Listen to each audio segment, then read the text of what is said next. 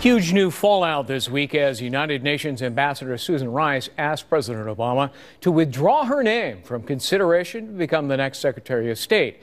Ambassador Rice dropping out after she was criticized for her public explanation of the deadly Benghazi terror attack. That explanation, of course, turned out to be false. Let's bring in our political insiders. John LeBoutillier, former Republican congressman from New York. Pat Caddell, Fox News contributor and a former pollster for President Jimmy Carter. Doug Schoen, he too a Fox News contributor and former pollster for Bill Clinton. All right, so Doug, the op-ed page in the New York Times is a full-throated cheerleader for President Obama, always has been.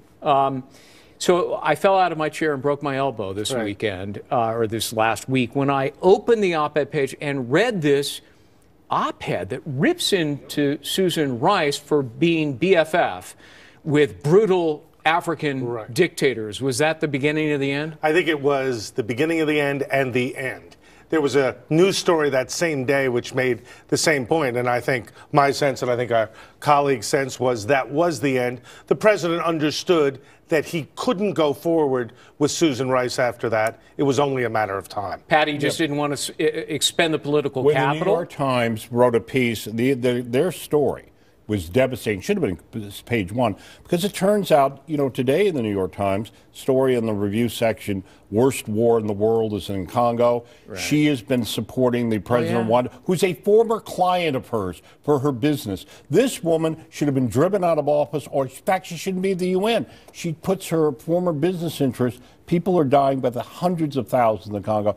And when the New York Times did that and the op-ed on the same day, that was a signal she was done. Was the president also worried about Benghazi? I mean, you have a Senate confirmation. It's going to dig into all this stuff, and it's going to get ugly. Do you know the definition of a whitewash? Which is, we are now going to have hearings this week on Benghazi chaired by John Kerry. Yeah. And the main witness was going to be Hillary Clinton.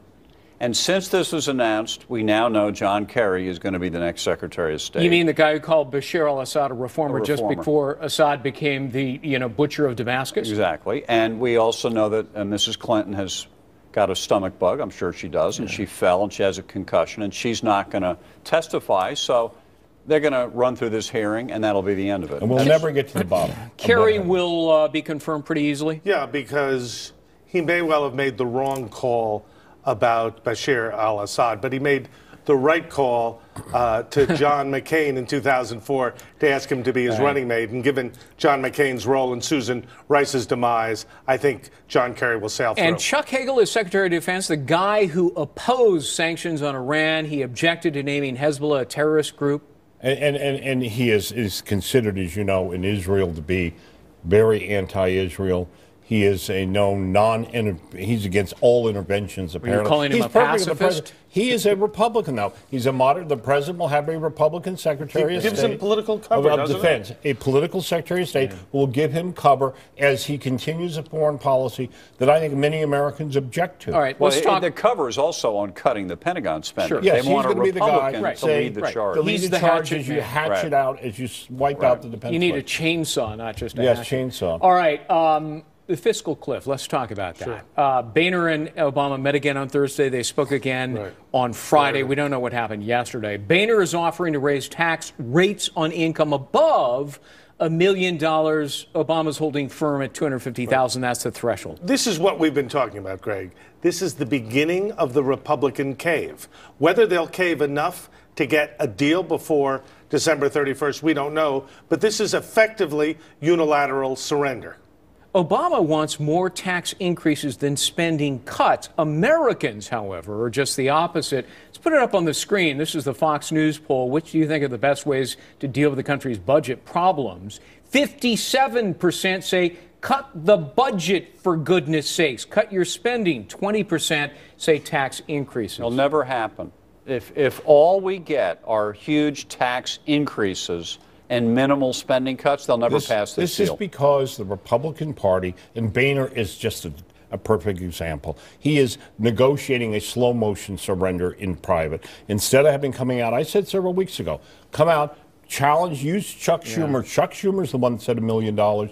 demand the president lay out cuts, he's the president, and fight over the debt limit. Instead, they do all this in private, and what it is will be a series of retreats until they lose. There's no Republican messages there, None, none. They have no message. They have no argument. They have nothing to take to the American people. Doug and Pat, you remember in the debates, in the presidential Republican nominating debates, they asked the question, would any of you raise $1 of tax for $10 of spending cuts? Right. 1 to 10. Right. None of them raised their hand. Now we have Boehner raising his hand to raise taxes without getting even $1 of spending cuts. The president is arguing 2-to-1 tax increases for every spending cut. The debt commission, his debt commission said, no, just the opposite. 3-to-1 But he's spending walked away cuts from the debt commission. He's got a Republican Party, as Pat and John are suggesting, that is in the process of dividing hopelessly, surrendering. And John, I ask you, do you think Boehner can get a deal like this through his caucus? No. You've been there. They're not going to go for Could he lose his speakership? Yeah, I think that is a fear, and he is aware of it. He's been aware of it since August 2011, so he's got to go very narrowly. The fact that he offered this tax increase, I think he's got support for that. Now, you guys think Republicans are going to get, this is based on our last conversation, you think Republicans will get all the blame if we go off the fiscal cliff. Take a look at the NBC Wall Street Journal poll. Who would be to blame if no compromise is reached? Equally to blame, 56% and slightly more, 24-19 Republicans over Democrats. Yeah. What happens, though, if you ask Democrats versus Republicans, it's about 2-to-1. Now, the problem is, most people blame I wouldn't both ask them. Well, yeah. Most people, though, see this as everyone's fault, but if they have to choose, it's the Republicans' blame. But remember that President Obama reached his nadir politically in August 2011, even though the Republicans were getting killed for the breakdown on the spending. But I want to go back to a point you made on this, and it's important, Greg, which is the president is not interested in cutting. He's interested in spending. He wants more spending, and he wants more tax increases in the public, but the Republican failure to be able to have an alternative narrative, which they never have. And they never talk growth, Pat. And they never talk growth. They never talk Hold positive. that thought, because we're going to talk about that in our next segment with our political insiders. Brand new polls revealing some possible problems for the Republican Party, don't you know? Our panel debates the problems and maybe some solutions. Who knows? Coming up next. Let's put this up on the screen. It's a popularity contest, if you will, positives and negatives. And at the very bottom, here on our chart, it's at the top with the worst ratings, the Republican Party. Right.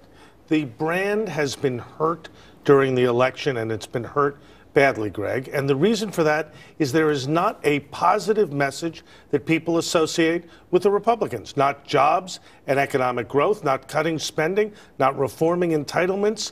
Nothing. And bottom line, unless the Republicans fix this, they will be in deep, deep trouble going forward. You agree, Pat? Yeah. I think we have another number here that I guess we're going to go to showing for the second week in a row on the generic ballot question for Congress. Oh, yeah. Let's put that, the Rasmussen Reports poll, it's out of order, Christine, but let's put that up there because it's really revealing. It is. They are now losing by, look at this, 10 points for the second week in a row. Rasmussen asks us every week. I think this is the worst result since 2009. This brand damage that Doug's talking about, not only do they not have a positive message, they don't have a contrast challenge of the president. And you know what they're doing? They're still in the process of sweeping under the rug. The RNC this week announces the appointment of Haley Barbour, who's a wonderfully congenial, wonderful guy, who happened to be at Crossroads and a former chairman. He's going to head up a commission to, I guess, a twofer, to whitewash both the RNC and Crossroads for what happened in this election, because none of them want to come to grips with the failure and what it means about where they need to go in the future. I spoke to one of the bundlers that I regularly consult, and he told me today he's done. He's finished. No more money. He said, I've been There are a lot of bundles like this. That's why the Koch conference got canceled in January, the meeting. But, it's... Well, first of all, there are two things. The big picture is, Doug said the Republicans are in trouble. It's not just now. We've lost 5 out of the last 6 presidential elections in the popular vote. So the trend has been bad. Nothing's been done to reverse it. It's not just Romney. It's a series of events in the big picture. The image of the Republican Party is nasty, negative, mean.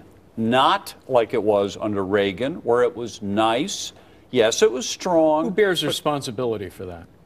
A lot of people. The Republican establishment, look, and all these consultants getting all this money while they failed their party and are in control. The answer is the Republican establishment has no vision. Look, we have numbers. If you ask people, should we have smaller government, the bigger government, they're for smaller government. And you have 30 states that have Republican governors. And they have legislatures. And they've been successful. There is support at the grassroots. But they won't translate that. Well, one has to look at the leadership in the House and the Senate, Mitch McConnell in the Senate and John Boehner in the House. Who don't even talk to each other, by the way. Is that right? They don't talk to each other. Anymore. They don't have the same game plan on negotiating with the president. You would think the party would be unified on how they're going to go ahead. Let me throw up one more poll. It's a Fox News poll.